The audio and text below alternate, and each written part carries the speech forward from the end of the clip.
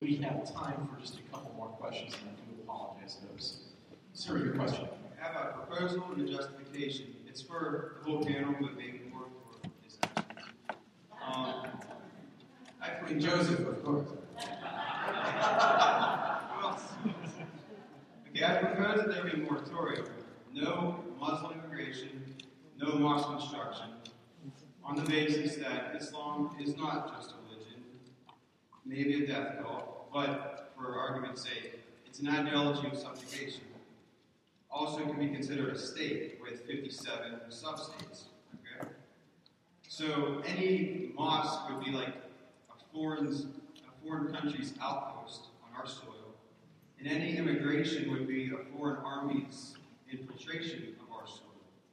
And this moratorium will be in effect until there is a reformation in Islam, where all Medinian verses are scrubbed from the Quran, and all violations of women's rights and things of that nature.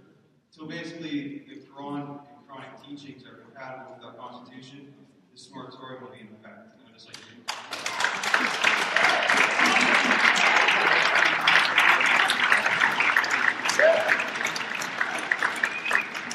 Well, A, the moratorium would be forever. I remember I was at a mosque somewhere in the Middle East, and this fellow was lecturing me, and he said he was a quote martyr. He said, our only problem is we haven't had a Martin Luther yet. And I said, yes, you have. You killed him, several of them. But there is one. This would be a great idea. There's one problem, and it comes out of the Bible, and that problem is that the lender is the borrower is the servant of the lender. And we, as a nation, are now subservient to the greatest human rights violators in the world, namely China and Saudi Arabia.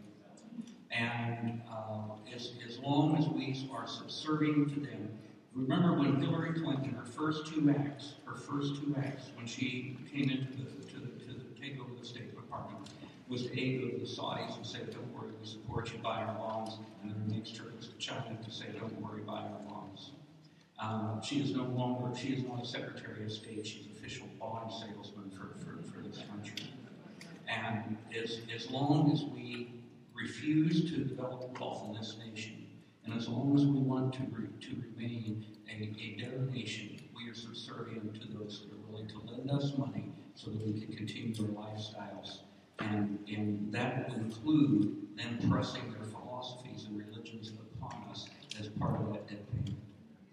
We're not just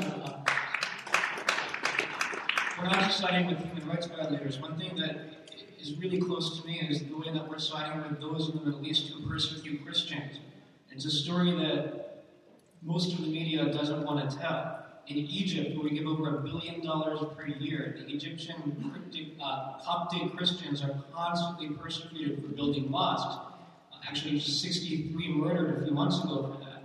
In Saudi Arabia, we're not allowed to, of course, build anything other than a mosque in Saudi Arabia. So many other countries in the Middle East that we're supporting and arming and training that are persecuting Christians. I wish more would speak up about that, especially in our great Judeo-Christian country. One word of caution. See, I think that we get into a certain defensive mentality as Americans now because we have forgotten our own roots. The existence of the United States of America is not as a fortress intended somehow to put up batteries in which there will be a nice little Christian enclave and we'll go on about our business. Because it was founded by people who remembered that Christianity is evangelical, in the largest sense of the term, that its mission is to spread the gospel, not to contain it, and that therefore, if we found a nation based upon an understanding that reverences the Creator God of the Bible and the understanding of human history that results ultimately in Jesus Christ and his ministry, then our country doesn't exist to be a walled enclave of truth. It exists to be a beacon light that spreads the truth to all the world. Two things would be essential. I don't believe. I think if we're now in a situation where we're afraid to have people who are Muslim come to America, it is because we have utterly forgotten that when they get here, they are to find a way of life based upon a true understanding of God that then leads to a human condition that opens them up and says, well, gosh, if that's how we get a society that's like this, I will be that. And it becomes an evangelical. We shouldn't be afraid to have people of other religious persuasions come to be able. We should be eager. Saves us the trouble of having to go over there to evangelize. And that's how, no, I'm sorry. That was the spirit that founded this country in the first place. That we would change that because we existed in a country that showed true fruit of the truth of that gospel when it was put into effect.